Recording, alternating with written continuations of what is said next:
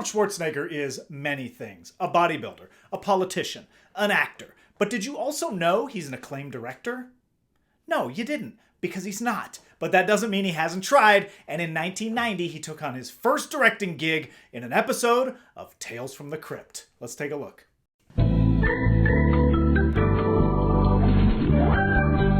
Hello friends, and welcome back to a bonus episode of every Arnold movie ever. And you know it's a bonus episode because, I don't know, I'm not wearing glasses.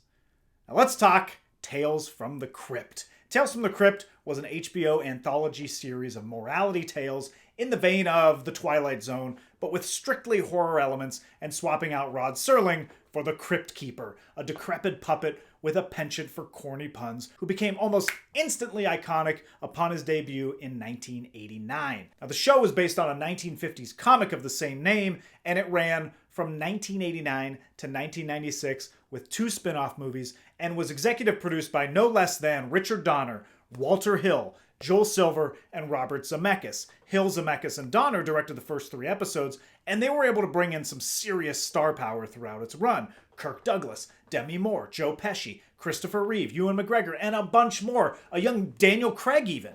Other directors included Tobe Hooper, Frank Darabont, and actors trying their hand at directing, like Agent Cooper himself, Kyle MacLachlan, Michael J. Fox, Tom Hanks, and yes, for the first time ever, Arnold Schwarzenegger. Now, these directors, regardless of who they were paid $15,000 an episode to direct, which is actually a step up from his salary of $0 on Twins, of course, not counting back-end points. Arnold took on directing duties of the second episode of the second season. That's just the 8th episode in the entire run, titled The Switch. It was written by Richard Tuggle and Michael Tov, and it was the first episode to actually be based on a story straight from the Tales from the Crypt comic. It aired on April 21st, 1990, just a scant 32 years ago. Jesus Christ. This episode is also an interesting bridge in Arnold's career, connecting his previous film, Twins, to his next one, Total Recall, because it co-stars Kelly Preston, who was Arnold's co-star in Twins, and there's a mad scientist played by Roy Brocksmith, who plays Dr. Edgemar in Total Recall, which we will cover next. There are also a bunch of other fun connections, too. We get a cameo from one of Arnold's old bodybuilding buddies. No, it's not Sven-Ole Thorsen. I wish it was. But Franco Columbu, who we last saw in Terminator, I think. And before that, he was in Pumping Iron. And we get, speaking of Terminator, Rick Rossovich, who also has a role in this. He played Ginger's boyfriend, Matt. When I fired this up, I have not seen Tales from the Crypt in a long time. And those opening credits are like, oh man, it's like a warm bath.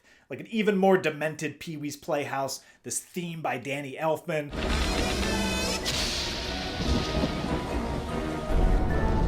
It was just in that perfect pocket just before CG took hold and we were still getting these practical effects and complicated miniatures. It's so great. And immediately we're tipped off that Arnold might have had something to do with this episode because the Cryptkeeper is lifting weights in the form of bones.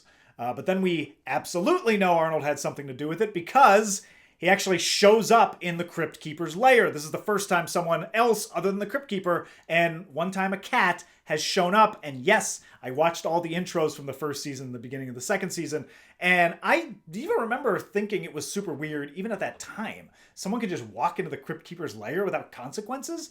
But, you know, it kind of makes sense. They both love making puns. Anyway, Arnold forces the Cryptkeeper to work out while Arnold introduces the segment.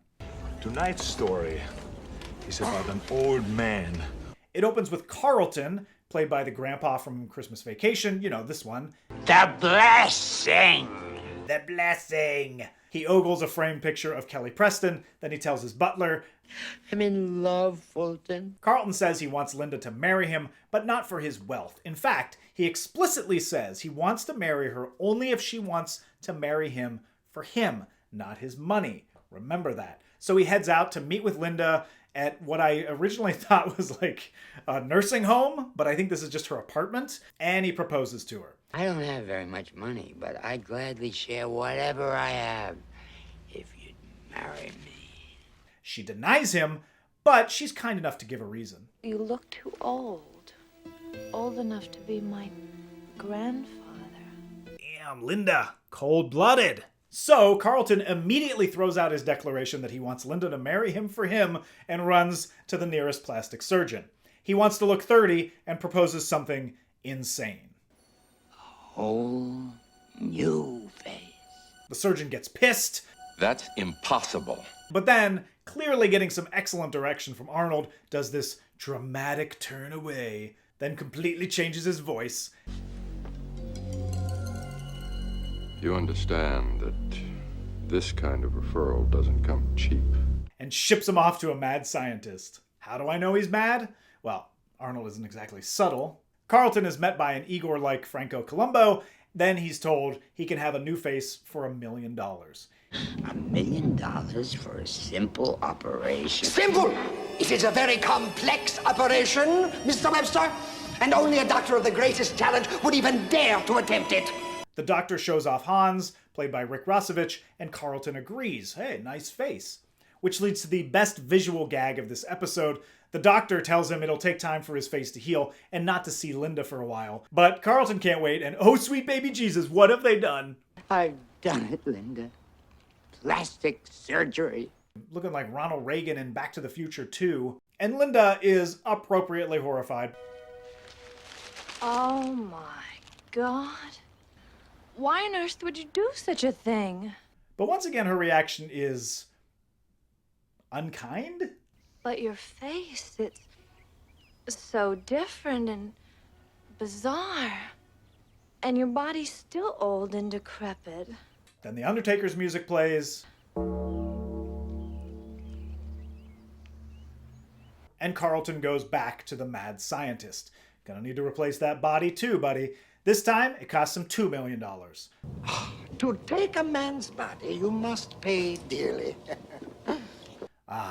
Much better. Look at Kelly Preston. She is so excited to watch him work out at Venice Beach. Definitely another Arnold touch. And then they decide to go swimming. And you can guess where this is going. Old ass motherfucking legs.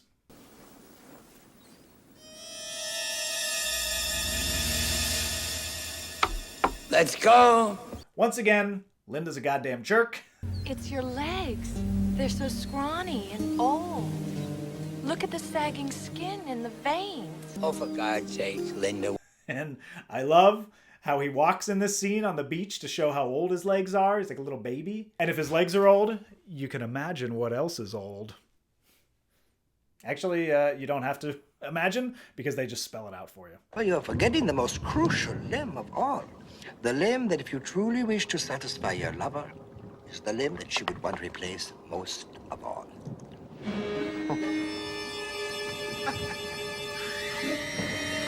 And then, finally, Carlton has traded the remainder of his wealth for new legs and a new diak and rushes off to meet Linda. Except, You hear about the apartment? Where's Linda? She moved. Moved? That's impossible. and then we get this gratuitous action scene for no reason. You can have a ride. Then he tracks her down at a mansion and proposes to her again. I did it. I've become the man you wanted. And look what I brought you. And we get the twist. I'm already married. What?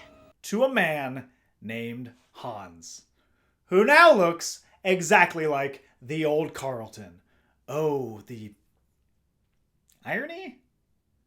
I love how Linda doesn't even notice. Maybe she just doesn't care that Hans looks exactly like the Carlton she knew, and she just doesn't ask any questions. Then we get our tag with the Cryptkeeper, who gets the last laugh on Arnold for invading his space. It's your lucky day, fella.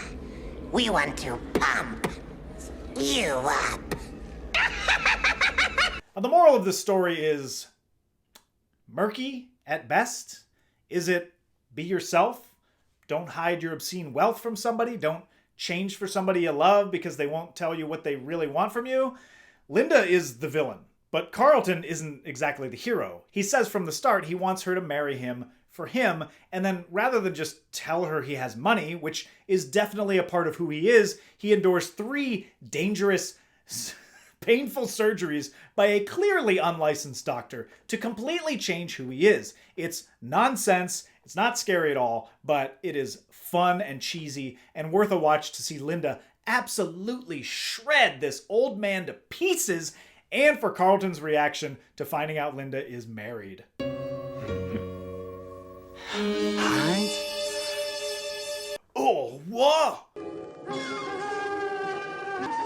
When you think about it, this episode is the perfect fit for Arnold to direct. It's about transforming your body. It has a bizarre, antiquated view of women, and it never takes itself too seriously. This did not lead to an illustrious directing career for Arnold. He only directed one other thing, a TV movie version of Christmas in Connecticut in 1992. Will I cover it? Probably. Do I want to? Not really. But one look at my self-imposed contract just off screen here says I have an obligation to do that episode, even though it'll top out at 37 views. However, this Tales from the Crypt is a fun little outlier in Arnold's career, and as recently as 2021, Arnold remembered it fondly as well.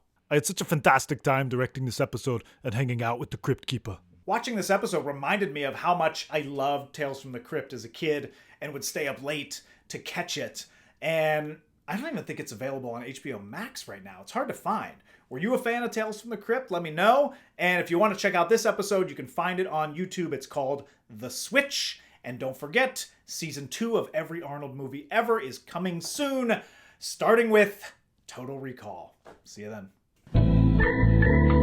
And then, finally, Carlton has traded the remainder of his wealth for new legs, a new dick. Pop off a piece of that.